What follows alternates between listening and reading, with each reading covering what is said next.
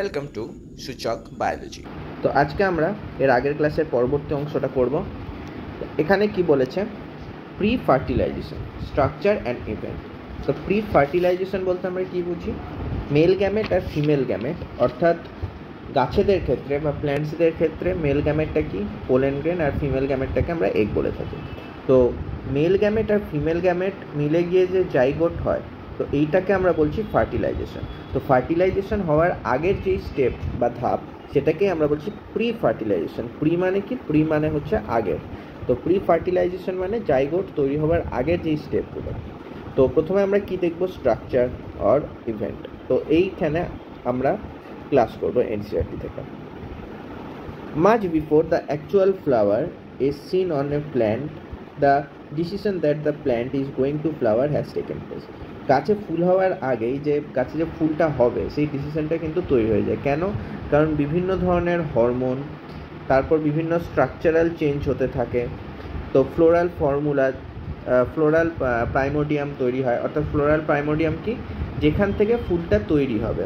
তারপর আর কি কি হয়, আমরা যেটাকে বা কুড়ি বলি, ফুলের কুড়ি, অর্থাৎ ফ্লোরাল বার্ডস, এই সব কিছু তৈরি হয়। তারপর অবশেষে গিয়ে কিন্তু দেন দ্য ফ্লাওয়ার, ফুলটা তৈরি হচ্ছে।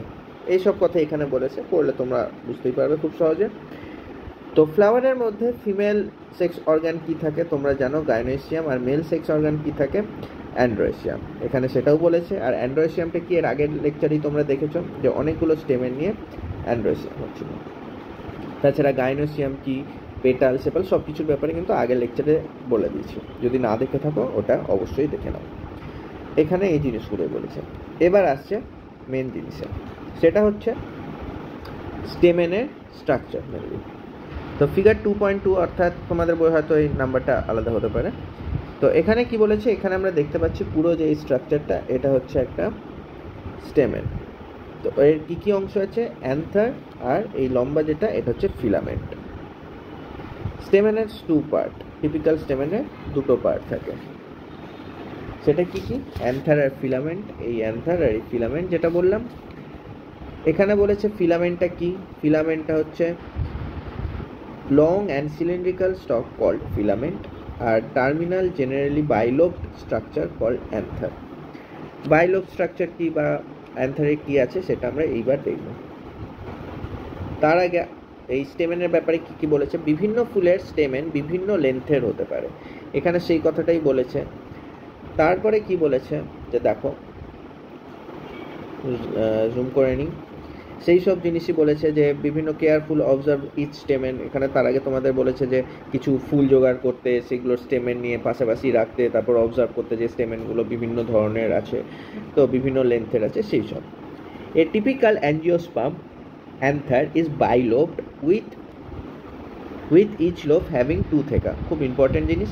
এই অ্যান্থারটা যে দেখছো এখানে, এটাকে আমরা এরকমভাবে কেটে দিচ্ছি ট্রান্সভার্স সেকশন। তারপরে যদি দেখো তাহলে এই স্ট্রাকচারটা দেখতে পাবে। তো এখানে কি বলেছে, বাইলোবড উইথ ডাইথেকাস। তো এইখানে বাইলোব বলতে কি বোঝাচ্ছে, তোমরা দেখতে পাচ্ছ এই একটা লোব, এই একটা লোব, অর্থাৎ এই দুটোকেই বলেছে বাইলোব। আর বলেছে ডাইথেকাস, অর্থাৎ 2টো থেকা রয়েছে। সেটা কোনটা, এই যেই জিনিসটা দেখতে পাচ্ছ 2টো থেকা।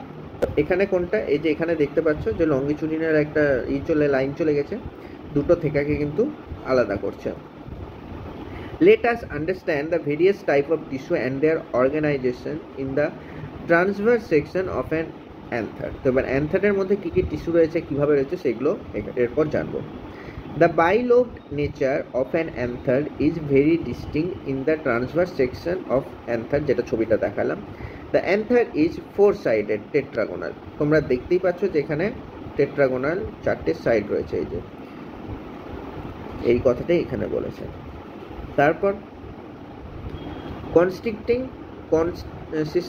4 microsporangia। সেটা কি, এইখানে তোমরা যে দেখতে পাচ্ছ এই বাইলোবের মধ্যে যেই 2টো থেকা ছিল, সেই থেকার মধ্যে দেখো এই যে স্ট্রাকচারগুলো, যার মধ্যে কিন্তু পোলেন গ্রেনটা তৈরি হচ্ছে। কিভাবে তৈরি হচ্ছে আমরা পরের লেকচারে দেখব, কিন্তু টোটাল দেখো 4টে জায়গায় পোলেন গ্রেন অনেকগুলো তৈরি হয়। এইগুলোকে বলা হচ্ছে মাইক্রোস্পোরাঞ্জিয়া, অর্থাৎ এক একটা লোবে 2টো করে মাইক্রোস্পোরাঞ্জিয়া রয়েছে। এই মাইক্রোস্পোরাঞ্জিয়ার মধ্যেই কিন্তু পরবর্তীতে পোলেন গ্রেন তৈরি হবে। অর্থাৎ এটাকে আমরা কি বলতে পারি, যেহেতু পোলেন গ্রেন তৈরি হচ্ছে তো এটাকে আমরা পোলেন স্যাকও বলতে পারি। এইখানে সেই কথাই বলেছে, তোমরা পরের লাইনগুলো পড়ে নাও। Located at the corner of tooth in each theca, the microsporangia develop further and become pollen sac, যেটা বললাম পোলেন স্যাক তৈরি হয়ে যায়। They extend longitudinally all through the length of anther and are packed with pollen grain. এখানে তোমরা দেখতে পাচ্ছ যে এরকমভাবে পোলেন গ্রেন দিয়ে পুরো চলে এসছে নিচের দিকে। তো এইখানটা অর্থাৎ পুরো পাইপের মতো এই পুরোটাতে পোলেন গ্রেন কিন্তু রয়েছে। তো এই কথাটাই এখানে বলেছে। এর পরেরটা আমরা গিয়ে পরের লেকচারে দেখব। Thank you. Please share and subscribe.